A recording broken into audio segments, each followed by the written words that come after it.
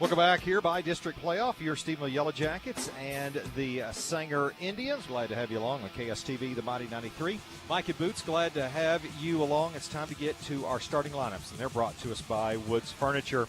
It will be strength versus strength tonight because most of the best players for Sanger are on their offense.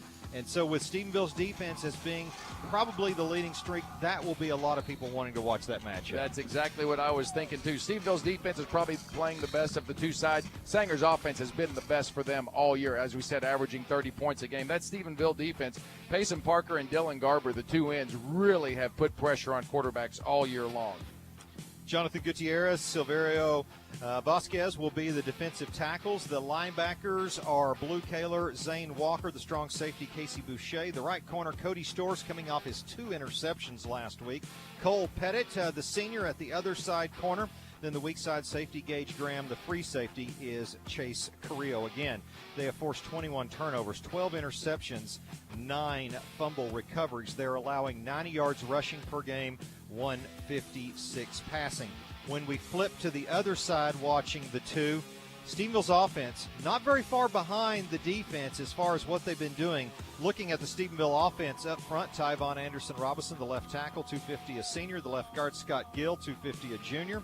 The center, Jacob Poston, 270 junior for Poston. The right guard, Lane York, 6'5", 242. And the right tackle, Devin Roaming, 6'3", 230. Averhoff at the tight end. The receivers, Kyle Lindsey, Gage Graham, and Blake Aragon. Aragon now 556 yards receiving, 7 touchdowns. He has really turned it on in the last 3 to 4 weeks. And I think one thing even more impressive than the 7 touchdowns and the 556 yards, he's averaging over 19 yards a reception. So it is just big play after big play whenever Blake gets his hands on the ball. Easton Jones comes in, and this is probably the biggest turnaround in 1 year that we've seen. The 21 touchdowns to only 4 interceptions for Jones, and realize he didn't play the first 2.5 games. He's got 1,827 yards, also run for 264 with 2 touchdowns. But here's where the engine goes for the Jackets. It's Kreese Novak, who's close to 1,200 yards, 7.7 yards per carry, 11 touchdowns rushing,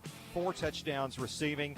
And that junior is such a big part of this Yellow Jacket offense. He is. And Stephenville's 2 losses this year, one was to Graham when Kreese got hurt and the game was tied and the offense just couldn't do anything.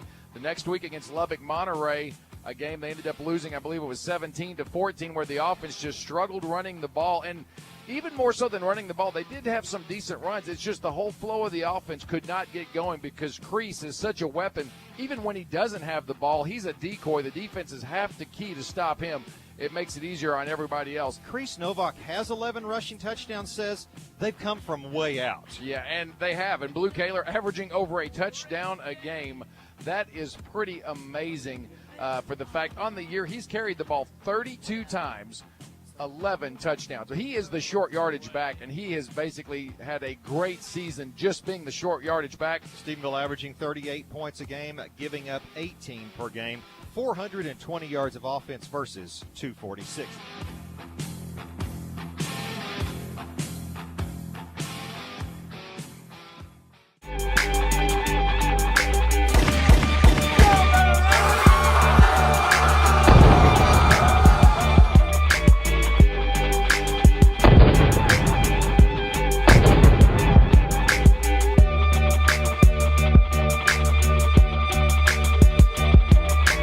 Time for the Jackets. Jones will give it to Blue Kaler, and he will step into the end zone untouched.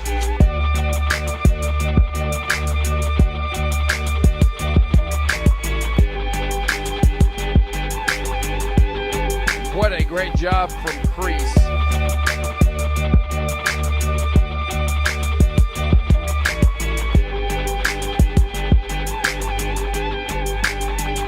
Here's more for Kreese. Inside the 20, the 15. Big block by Aragon. Touchdown, Stephenville.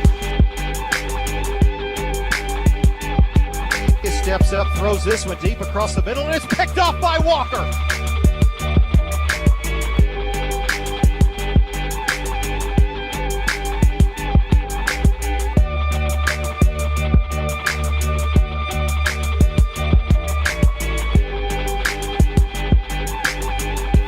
Jones up under center, 3 behind him, and it is the quarterback sneak, and Jones is in for the touchdown. Looking to throw in the near side, and it's a big old blitz in the backfield. The ball is loose, and the Jacket defense has gotten on top of it. The backside blitz, 35-yard attempt for Carrillo. Jones, the hold, posting the snap. Hold, kick is on the way. It's got plenty, and it is good.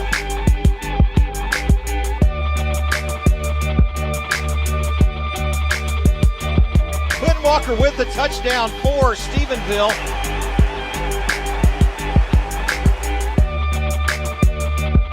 And a big open field tackle. That's Kyle Lindsey.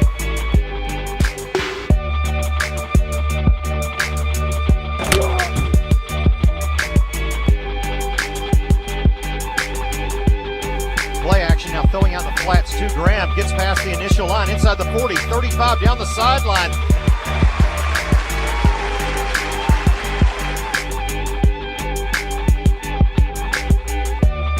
Got maybe another mistake, but a throw to the end zone, and it's picked off at the 30-yard line. Trying to make a move, cutting back to the far side. For Stephenville, it's Cole Pettit down the sideline. The 10, the 5, is he in?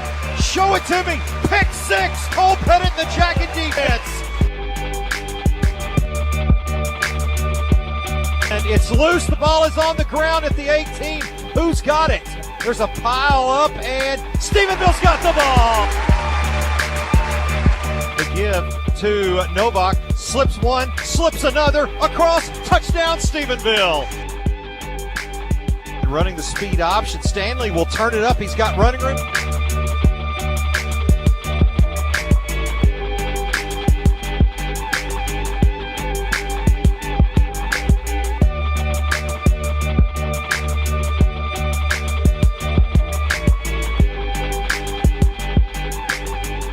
Jones takes the final knee, and that's going to do it as your Yellow Jackets of 2017 have won the by-district round over Sanger by the final score of 52-13.